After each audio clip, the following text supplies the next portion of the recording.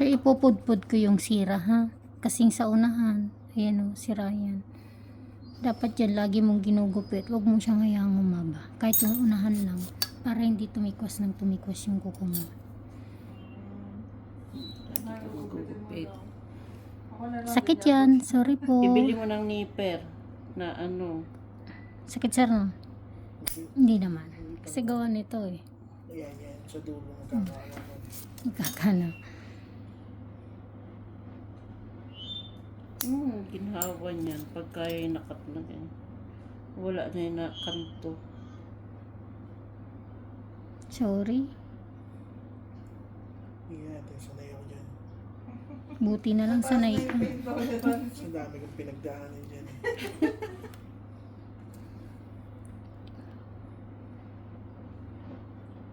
Pansin mo, sir, ha? Ino-overcut ko kasi sira, ha? Nasa unahan.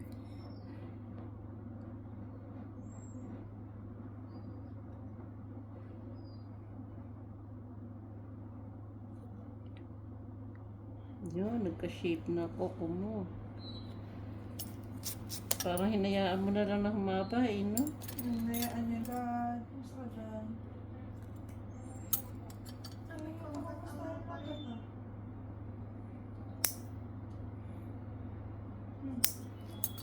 kumain ka na? Sabi mo, ika-cancel ko na yan. Ay, kakansel ko na yung order ko. Kumain ka na kami.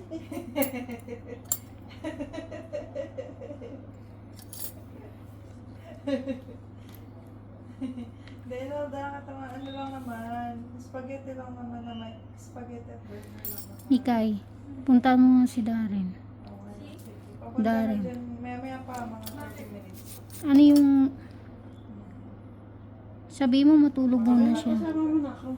Kasama ko na pala sa mami katabi ko na. Si Alvin ay nagpapalinis din. Sakto lang. Si Alvin ang, ako yung mga napapalinis ko lang si Alvin ang nalilinis sa murder. Ay kasi natatakot na nga siya. Mali-mali na yung puro nangingitim na nga yung buhok. Nakamali na nga. Nagsusugat lang. Yun na nga eh.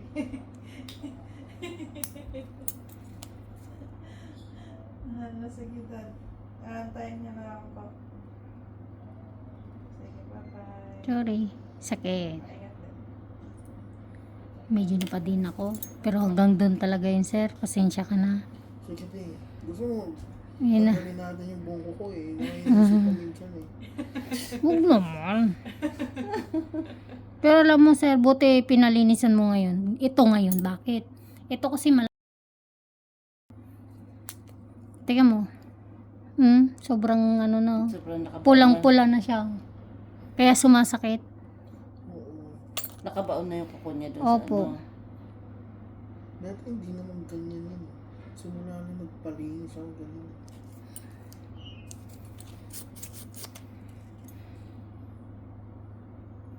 Kaya pag ano, sabay na tayo paparito. Oo. Schedule niya na uli hanggang.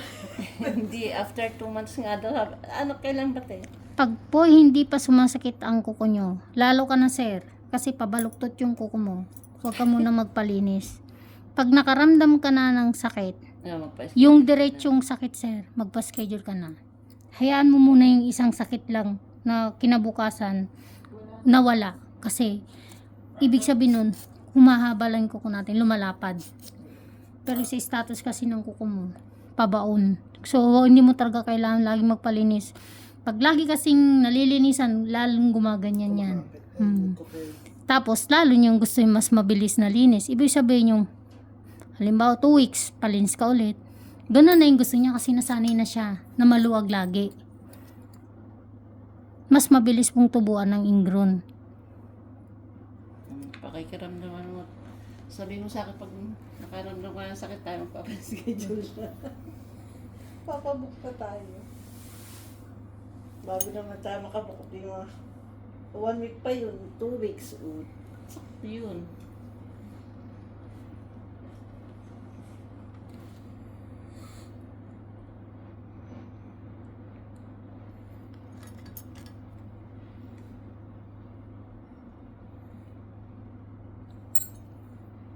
Hindi pa tapos pero kita mo na agad oh. Lumuwag na yung paligid. Ito talaga yung matindi. Oh. Konti na lang. Hirap kaya maglakad na ano. Yung pinakamahirap yung nakamedyas ka. Tapos magsusot ka ng sapatos. Kasi mababatak. Lalo na sir kamoy, magpipreno ka. Oo, yun. Nahihirapan ka pag preno din. Kasi ma'am, every time na nagpipreno si sir ng ganyan, nadadali yung gilid eh. Bumabatak yung medyas. Kaya tignan mo, hindi ako nagsasapatos. Ang gamit ko yung pambahay lagi. Nagtaka ako bakit nawawala yung pambahay ko dyan eh. Ang galing pala sa akin gamit niya. Buti na agapan. Kung hindi, may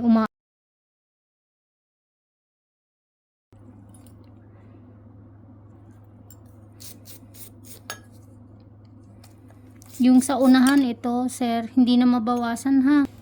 O ganyan na talaga. Ganyan na po talaga yun, sir. Ah, Kaya huwag ka magpapahaba ng kuko. Lagi mo na lang pudpudin yung unahan, sir. Oo. Kasi kada mababangga yan, aangat yan. Paangat ang paangat. Opo. Ang kuko ni sir, magiging kuko ng babae na laging nagpapalinis.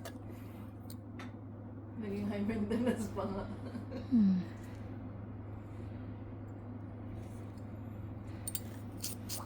kaso sanay na ako sumasakit ate.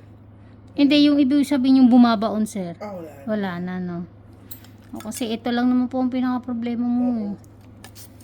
Gusto ko lagi. Pero hindi nila maintindihan.